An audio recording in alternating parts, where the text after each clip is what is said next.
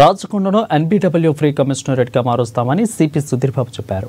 30 రోజుల్లో ఎన్బీడబ్ల్యూ కేసులను పరిష్కరించేందుకు రాచకొండ పోలీసులు కృషి చేస్తున్నారని తెలిపారు.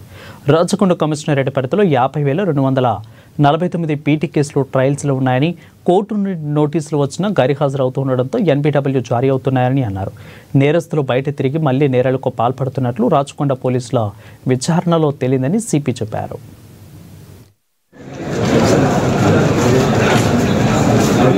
ఇప్పుడు 2,847 ఎన్బీడబ్ల్యూస్ని మేము ఎక్స్క్యూట్ చేయడం జరిగింది.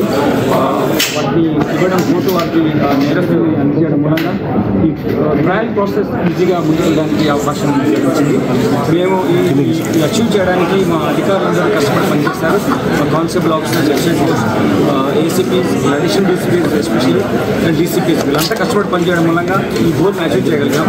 ఈ 2,847లో మేము 2020 చేశాం. అంటే 72% ఎన్బీడబ్ల్యూసీ ప్రాసెస్లో మేము ఎక్స్క్యూట్ చేయడం జరిగింది. అలానే 823 ఎన్బీడబ్ల్యూస్ను ప్రొక్లైమ్ అఫెండర్గా వాళ్ళను అమలు చేయడానికి, ఎందుకంటే మేము 84-85 ప్రొసీడింగ్స్కి వెళ్తున్నాం.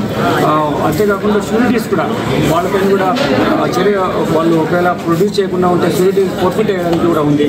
ఇది చేయడం జరిగింది.